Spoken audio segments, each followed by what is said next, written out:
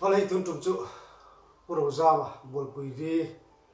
kom no thatak mai kan nei le ta a ai kom mata mi lo thir sak si tu te chuwa polom thu kan soya ei mi lo thak se le tu po han khoi la mi chan pui na kan de le ani e chunin puzam ei nang ma a pathian thu lo thlem dan te pathian tu pom dan nang ma ai pom dan lo chi te le thil sang sang pathian thui mu dan lo chi te mo khang te kha kan soi chho le don mi nè có thứ ruộng ăn pon cả sấy suốt thiêng khéo là bông mà sấy về lại chút trái cả xía cả thứ ruộng ăn làm về rừng xía nè khó về là hiện nè sinh đi cần tắm khó bạc tin nằm sang bội cần tắm chút tin lại chuyện Pathian cần tiêu treo bọc à cái bom đàn là hi chuanin khovel mi hring zong te khovel la zong te ta na kan Pathian hi chu thu mun vek ania nam tin te Pathian poi thu mun nin ka ria ama chu kan Pathian hi nang lo ni maya eng hi mo Pathian kan ne asa khozong a pon se ti dan le biak dan te pokan Pathian a chu tiang chuan engamo hi Pathian kan Pathian tathina min siam tu Pathian hi chu thumun vek ni hian ka ria chu tir ko de thil tia pokhana ron ziaka nam tin te hi bulmun khat thewa siama an chen leram ri tu te akham saka tan hun bi te ru ta tia chu wang suanin Pathian bulmun khat veka siam kan ni na lai kha Bible a pokhana lo in ziaka Adama kha ni akan in siat na zona chuan Adama tang hian bulmun khat vek kan ni kha tu thumun vek kan ni ti na nia tin min siam tu Pathian hi thumun vek ani boka amar chu ti lai chuan mo mai Pathian hi kan nga khopa chu mi awang chuan sa khodang kan ti te a pol khang kan ti te po alo tama zorama po pol khang tam takkan oma chu tiang chuan pol tin te hian ma ni kalki te choi wonga midang kalki vanau sa ma chu tiang anga in en dong mai te kan chinga heng te hi kan Christian na hian a Pathian thu tak po lo hian Paul ru kan put pha ta tin chu tiang zel chuan tuna hian nam tin te bulmun khatamin siam lai hian eng Pathian emo milim te po hi tam takin an bia milim bia kan han ti lai hian vai ho Hindu te po hian milim hi kan be tak hleinen ama Pathian en tir na tan kan mang mai lom te chuan tia aban tam zia te po hi Pathian chu in dai zia en tir na ni ten tia chu tiang chuan in Pathian takalom kan biak ve tho an tia mara chu kan Bible a soi dan chuan atak an pui alim siam chok man kun turen lo atile bok sia chu tiang ani si chuan milim bia kan ti te po hi Pathian hian a hmangai thowa a en kol thowa an sual bik poni chuang lo amai ro chu Pathian nung kan Bible thu min rin pui lo tu an nia wang hian ring lo tu anga kan ngai ten nia amai ro chu tiang ni ma siram mi tha tak mi fel tak Pathian pona malasom na sat em hian tam mai ni ring lo tu kan ti te jinga po hian chu tiang chu alo ni laia ring tu te po hi in chal te po hi Christian nia in ngai te po hi Pathian du dan ni lawa kan na sat zia te ka ngai tu a chu wang chuan kan Pathian hi enge ni kan mi mal tin nuna hian ti te karil ruwa alo lu ta trên khát chuan sum lệ pai te po kan Pathian ngoi nin ka ria sum lệ pai awang chuan engma poi sak te kan nei lova za na chang po kan he to lova sum lệ pai du na wang chuan moi lo po kan don thei to lova nia kha chuan Pathian min siam tu ain sum lệ pai kan Pathian ti na alo ni ta thina chu tiang zel chuan mun le ram te poi kan Pathian na se em maya Bible boka khan Isua trong kama khan duam chu milem bia te tia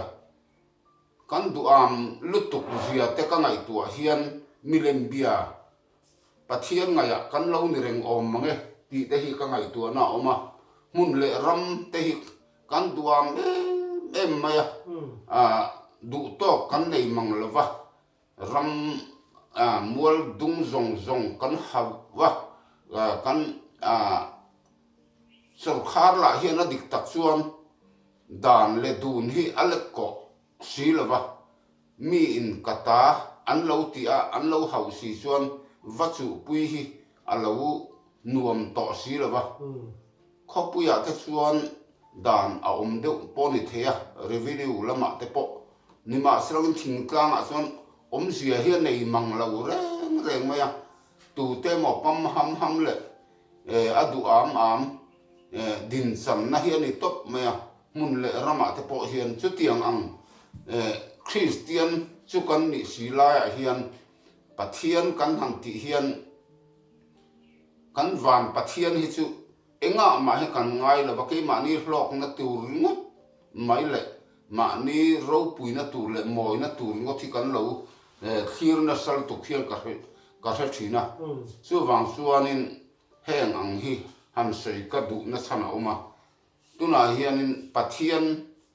hi a sang om lova Pathian chu pakhat ania chatuan pa Pathian pakhat leile van siam tu kha keimai mi hring po min siam tu kha ania chu Pathian kan ti kha ani berta chu ti ni lai chuan Pathian ne ro chu chi sang kan nei ta kan mi hring thin lung hian Pathian po mang hlei lo hian kan pol te poi kan lo Pathian a pol ko san pol kan ti te kan lo Pathian na se em mai ni chu tiang zel chuan Pathian tur hi alo tam khop maya ni hring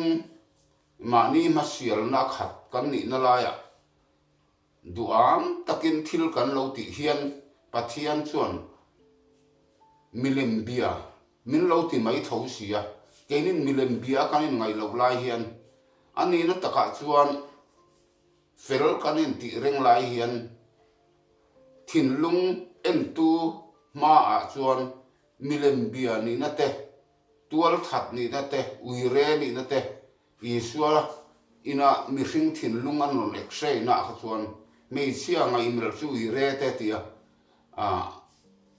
chu tiang chuan unau huwa chu tual that te tia chu tiang ang chuan Pathian ngaya chuan tual that ni lo mo kan in ti lai hian tual that te kan lo ni ring mai theya milem bia nia kan in sia lo lai po hian milem bia kan lo ni ring mai theya chu tiang chuan ya wang chuan Pathian len hian kan in kung kai na a tha em Pathian ngai dan hi kan trom pu yem ti te po hi kan in ngai tu chian ngai ka ti khop maya chu tlo chuan kan Christian na hi asua kina dal to em maya alim lutuka alanga moi zong mai kan ni na lai hi oma a chan chu kan tak lo em na le kan rin om lo na te a hi enge ni kan ti chuan kan zalen lutuka do dal tu kan nei lova Christian ti du da na te zoram a hen lo om ta sila tun ai zen zoram hi chu kan tak de wanga kan rin om de wang ti te hi ka ngai tu a thina chu wang chuan vo india zoram Christian te hian Pathian tak po lo hian Pathian tak be lo hian eng amo hi Pathian kan nga lutuka tin khovel nam tin te po hian enge ni Pathian kan nei sang thu maya kan Pathian kha in ang lo ma sira kan Pathian min siam tu chu thumun vekani sia min mangai tu ani boka mi zo te min mangai tu chuan nam dang po mangai ve tho amai ro chu ti ni reng lai chuan a rong bol tu ra ruat lok le a nam than te hi chu Pathian in min da sang thowa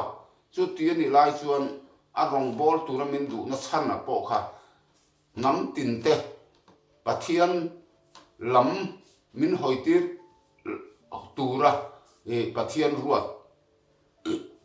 kan ni na khani maya voine apon zo ram chu Pathian nam khan a zon chu ram kan in tia adik sia maya ma se a zon chu chan ang hian kan ram hi kan Christian na hi atak lawa asuak alo ni alim alo ni lai hi atam lu tu ka chu wang chuanin Isaiah zia ka khanin grab thami ka phuna ra tha ra tu ri ka be se ni ma sa suakin lo ra ta tiang de khan tuna hian ra tha ra tu ra Pathian min be se la hian asuak mai kan lo ni thei dan hi atam lu tu ka chu wang chuanin kan Christian dan te kan ram ring tu ni dan te po hi ngai tu chian ngai hian ka ria chu wangin voinia hian nang ni pol ke ni pol ti mai turalal pana zon suwa an nam khang kan ni lova alal na thutlung tun din na turatan khovel en tu tan le khovel tan mal som na ni turatana azom suwa ram le nam kan ni nahi kan ngai tu chian ngaya chu nun tak nei turin thu tak ading turin thu tak po lova pon loya sa khuana in ti rotui mai a hlim hlop ringota in check arbom mai te kan tam lu tukani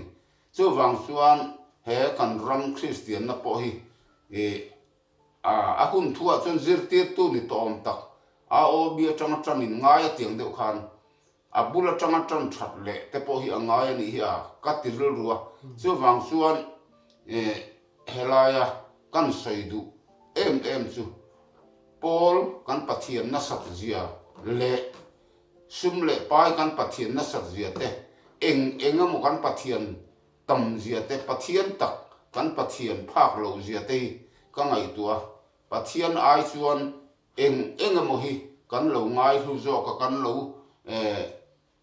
du zo fowa chu tiang zel chuan thil Pathian tak po ai chuan alanga moya kal mai hi kan du tok ni in ka thina chu wang chuan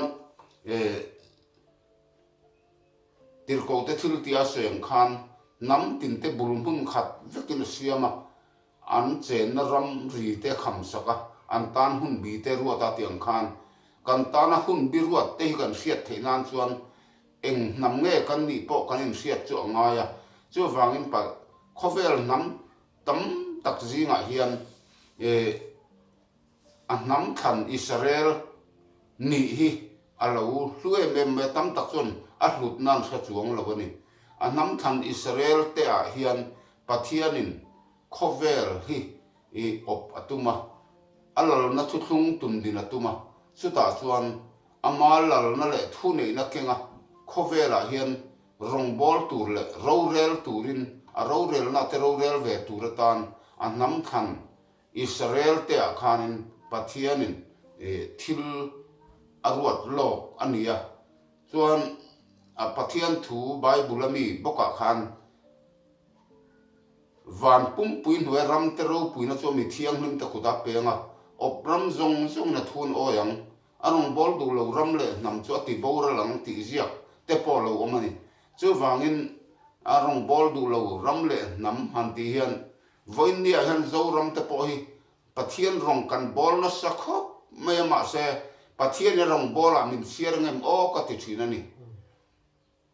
aziak thu rong bol ringot ati nong tu tharau tel si lova sei mai te Pathian rong bol Pathianin ati garing lova mani point som lovin pui po som lovin thuri dik sakya sei mai maya Pathian thu nung thil ti thei anga thu sei chua lo ma ni nun po siam thapalo midang po siam thapalo chu tiang Pathian thu chu kan sei de ve dan to khania chu wang chuan du am na khat Christian kan lo ni ta ka wang hian Pathian ngaya chuan tu na rong bol tu in ngai tam takhi rong bol tu ama rong bol tu kan lo thing zo don hau lo mai lo nia ama ring tu kan in ti na kan in ti ngai that na ringo ta hian Pathian alom chuang si lo ba chu wang chuan eng po ni serang in Pathian du dan enge ni ti na chang sia dik lo kan ti po dik lo tingam hlei lo dik kan ti po dik tingam hlei lo chu tiang anga Pathian po tak tak lo ba rong bol tu hi kan tam em hian ka hemaya chu wang chuan helai hi han soi kan dua chu wang chuan Pathian hi pakhatania chatuan Pathian akha he leilunga hian mi hringte hne na aroin lar dan le ron puan chu dan ero chu chi sang sangin aromin puang chuaka ama Pathian thokha ania tin Pathian hi pakhat kan ti rual hianin Pathian tam zia te hi ka thin lunga ka chu thina eng kim chunga le eng kim chunga le kim fang chuak in omani ti Pathian kha leile vanana khate te tia leile van kha chuan atam hle ti na nia ti chuan eng kim chunga le eng kim chunga le eng kim chunga te a omani ti si chuan omlo na lai po hi lo nei lo ti na nia chu wang chuan a thun nuaya eng kim om ti na alo ni le chuan sakei te po hei then khat sa kho then khat chuan Hindu te po Pathian an ti te zinga hian an siar tel vea chu tiang chuan rule te pon siar tel ni om takani chu tiang chuan amai lo chu khang kha chu Pathian chun ni lawa Pathian kha khan an thin lunga an ma nia na thok thea thua soi thea man ruwa mang thea hei sakei te po mi bo te po huai konga khua te huai ho thin awang hian man ruwa chuan sakei te po hi Pathian chuan mang thiama chuan man ruwa ni ringot thia tok le lova tam tak chuan man ruwa hi ni hi kan du tok em maya maro chu kan rama hi man ruwa ni tur mai min ko ve lova arammi ni na nun na ya nun tak nun thar thole nun mi nei ti ra tum zo ka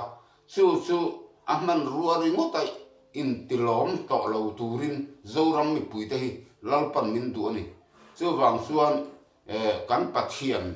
thil dang kan Pathiana chu Pathian to lovin Pathian chau kha kan Pathian anga ya leile van siam tu Pathian kha kan zawaya Pathian ani Paul tin point kan Paul ti dan le biak dan ti mai hun to lo helai su amol khak lo tuk to kharaw lo ma sang suan chu wang suan kan la fin lo lu tuk zia ti lang tu nia Paul kan ru vak te Paul ni ringot mai te poi eng te siam lo ni lo wa kei Paul ni mai la Paul chuak ni ringot te poi indu tok nang kan mang mai thei amaro chu ni tin nun zo ka hian Pathian le na len dun na ama ne na in kung kai na kan nei lo chuan eng ti na ma hi kan lo ni chuang lem lo ba chu wang chuan Paul chuak lo mo po Pathian nei tu tak Pathian ina adu dana akai huai thei le azir tir thei ni hi nga ya ma ni du dan tok le pe dan to ka Pathian chi bai bu mai hi Pathian na pom lova chu wang chuan Pathian rong kan bol na tur le Pathian chi bai kan bu na tura hian ka du dan pia lam ka ngai dan pia lam Pathian du dan a rong bol na tur tak taka chuan ke mani du dan ni to lovin lalpa du dan kha kan du dan ani theina tur ta na kanin pumpek na le kanin han zo na ngai em maya chu wang chuan hei an soi fawa ni ni kal chin in thoi na te ni thum kal chin in thoi na te tia ni kal chin chu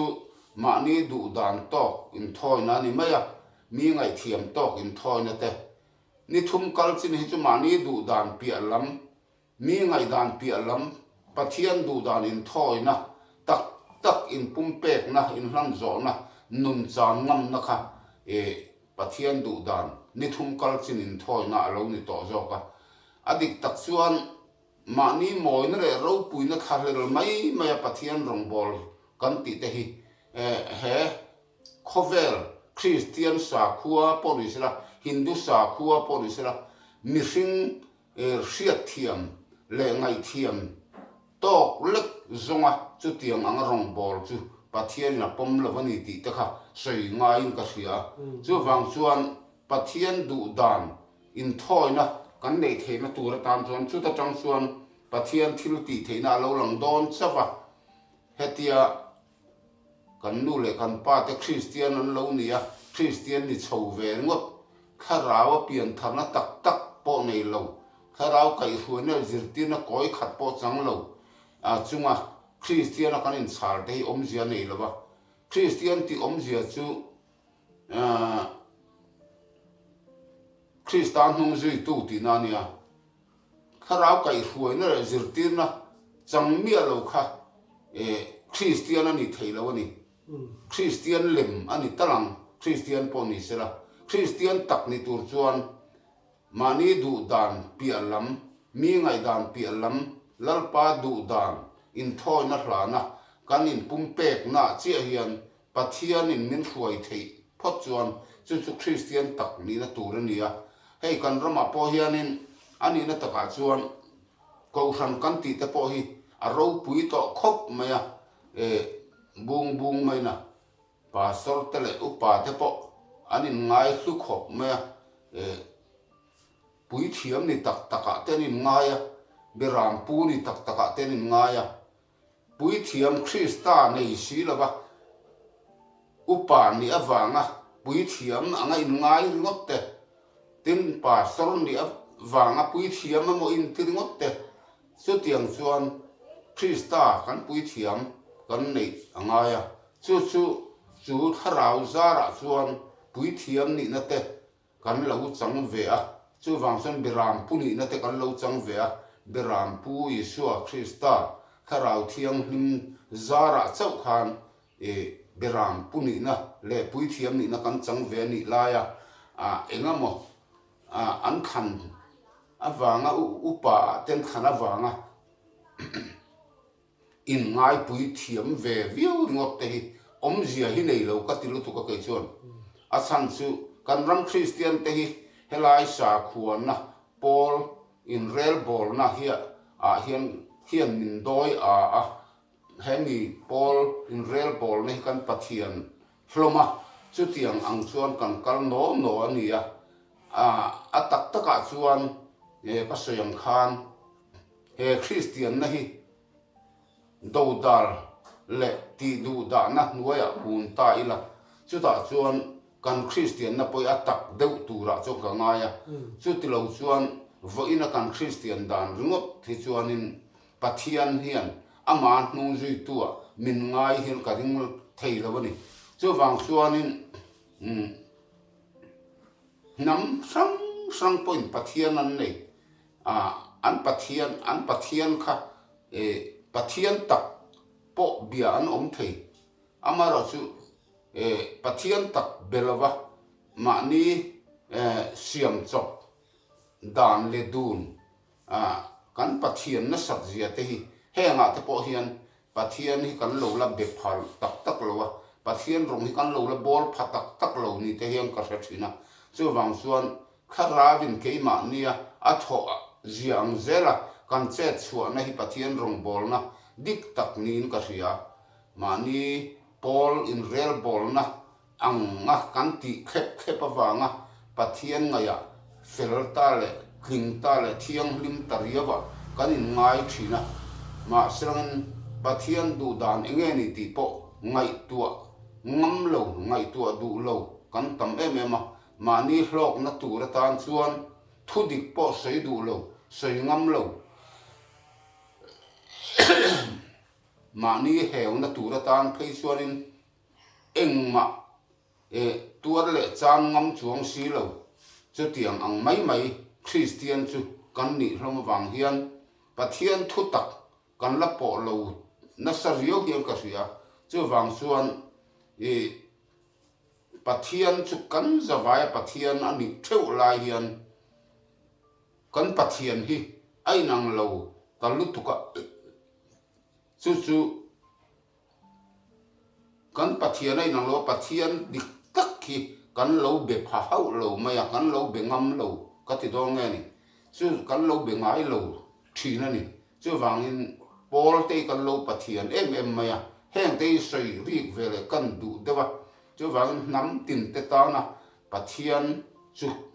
chatuan pa Pathian pa ngai kha ani ringa amara chu mi ba ka chuan eng mo hi kan siam chop dan te le thil hi Pathian san hi kan nga lu tuka chu Pathian in nok atia aning to zo ka chu wang chuan ko san kan ti te pon kan siang khan sum an han du zia em te hi sum te chu kan duang chu a poi hlei nem amaro chu sum le pai rin chan zo ka khovel ti en tum hian ang hian ka ria tuna hian sum nei mia lo mai la khara lam thil ti theina nen khovel a hian rong bol don tai na mi te Christiana anin pe zut mai the ni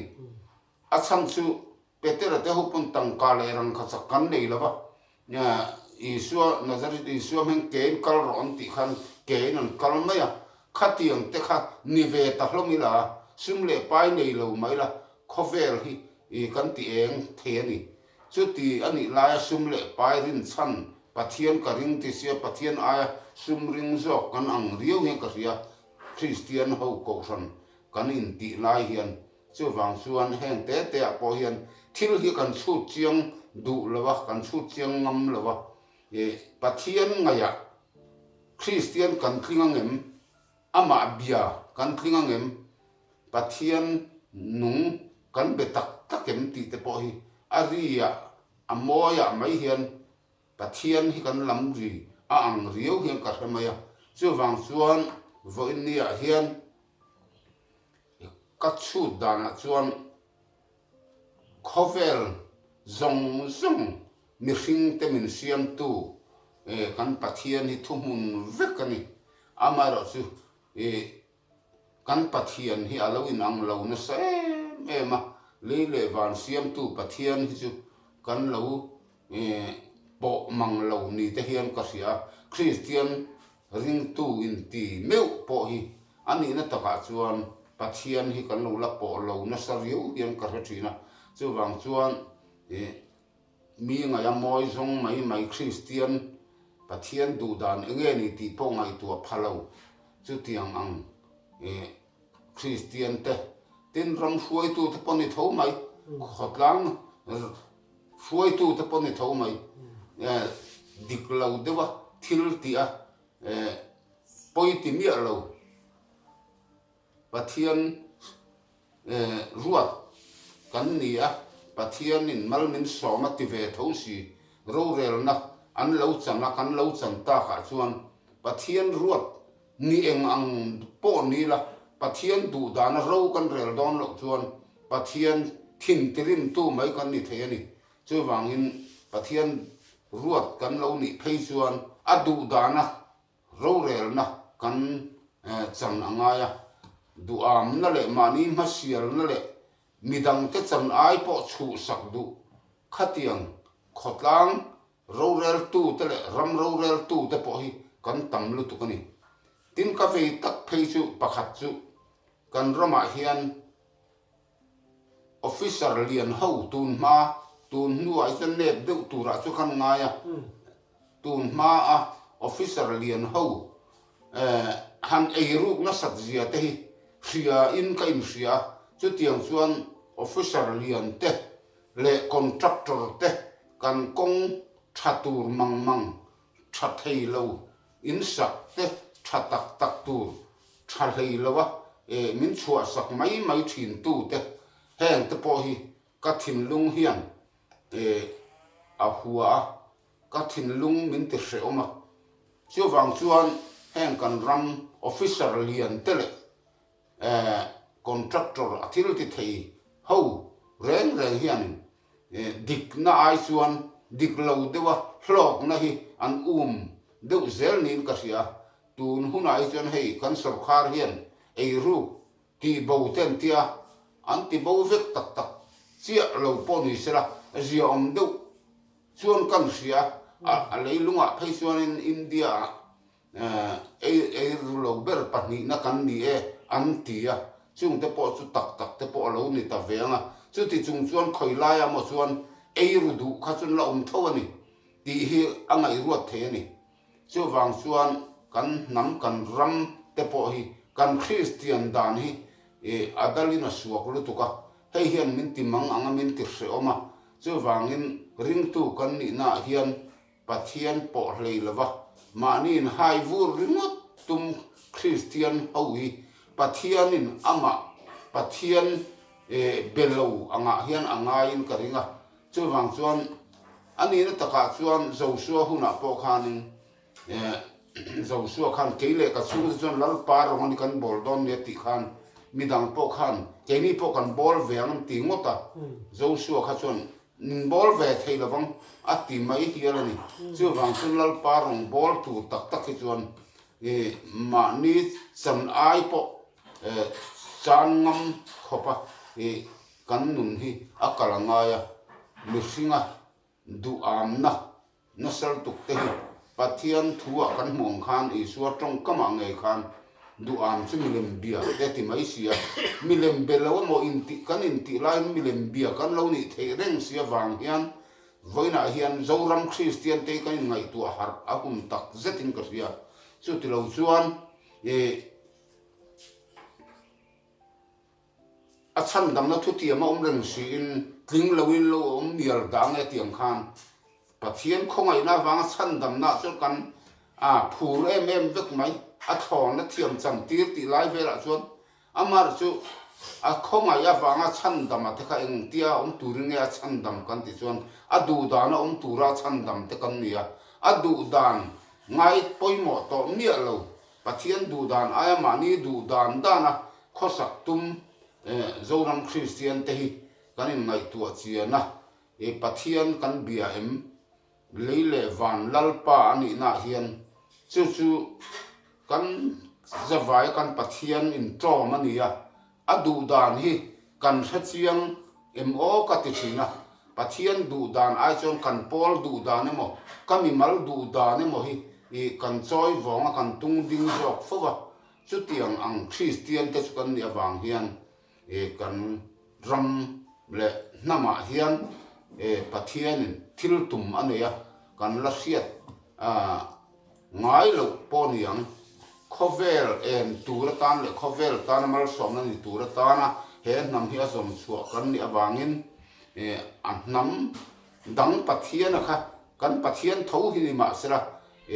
aruat na ami ruat na hi ai nang lovani chu wang kan nam chu khovel te tana tu ni turin khovel nga tan min chit chu atum sia wang hian ama du dana khovela hian rongbol tur le nung tur le kal turin min dua chu tiang ani wang chuan voinia kan zoram Christian te hi kan in du to zel donem tuna kan dana kan mi maltin po in su taila keima ngei po kala in du to chuang lo soi tu ngei po hi chu tiang ani lai chuan in du to hi har takani in du to lo ti thau si khan kan kalki awang hian kan ti dan le biak dan awang hian kan rongbol na anga rongbol ve lo te kan khik kha kan khap mai don thina isua hun lai a khan isua zirtir te kha isua na tir chuaka dam lo te an vati dama chuti lai kara chuan an jing tel ve lo po kha khang tiang isua minga thil ti theina te khan lo nei ve sia lalpa iming dam lo te ti dam an oma kan zinga tel ven ni si lawa kan khap ta sina ti mai an ti mai ni I su ai ro chuan chung chu khap su chu tiang ti chu kalam tangan ni e atia chu wang chuan tuna hian ka soi thin ang khan han soi non leila kan polan ni lo chuan rong bol na ko nga pokanin khap du mai chu tiang ang deuh chuan kanin ngai net mai thina a then kanin ngai hlu vak boka chu wang chuanin zoram Christian te po hian Pathian thulai mu atak tak kan po lo wang ania eng mo kan Pathian na sal tuka seidon la atam khopang tang kasum kha chalang sar dewa hen kan Pathian na sak ziate chu wang chuan kan siam chok dan kan lo Pathian na sak ziate Pathianin adu dan ani lo ti te kha ron sai ka du ve hrim hrima zoram mi pui hriata hian zoram mai poni lo theya khovel hun dang ami te pon in lo enani point Pathian aya ngai san zo ngai ro pui zo kan nga lu tuka chu wangin kan Pathian thumun vekani lai hian aruat bik ni na la ya chuan kan nam chu min ruat bik nge ya ama ro chu kan nam kan zo nam Israel na thak nam bo kan ni a min zon chua kan ni lai hian kan ni turang kan la ni phak si lo zia te kan in ngai tu chian tul hlein ka sia chu karon sei thei tok ni mai ta sila thul sei bang bo kat chang hi kan ya ke ma ro rawa ka thin lunga mang poi ka sei chuak thiam phato mang thin lawa chu wang chuanin ka lo sei bung barang de pon mai thei akan sei zaw le de nga thum ha ruai tu sei tur zo khania hei ka then le rual le ka chung le khat then khat phei chuan UT pa ka thu sei min lo ti thin te min lo nui zata min lo ngai ne em tu te po hi an omin ka sia amaro chu tam per te hi chuan comment kan en hi chuan engma lo ma ni la thu sei thiam lo ber ma ni la el thazonga comment hi atam riau zela mi thatak tak ta chu kan la tam hle ti chu hiata Pathian thuk kalphung man thiam te tan chuan ka sei tum tak sei fia zo lo mai la tham khat chuan in lo tha thiam thein ka ringa ari ruang tal karam sei ri ni ta sela ram le nama hian lalpa Pathian leile wan lalpa kan Pathian hi adang om lo angyal nganin sei le lokong UPC Pathian om lo Baptist Pathian om chuang lo Praise Pathian om chuang lo kan zawai kan Pathian ani Paul suak Pathian poni chuang lo chu kan Pathian hi thumun vekani amaro chu enga mo hi kan Pathian hi ero chu inang thin lova kan Pathian thin hi ero chu pai bo vek turin min dua ama Pathian chokha kan zawaya kan Pathian ani zia hrechianga chibai buk turin min du sakamin ko vekani ti kha aka sei thei tok ni mai ro se ala mum lu tuke aro pui lu tuke kam lom lu tuke thir tu te po chu wa lom thu kan soi ni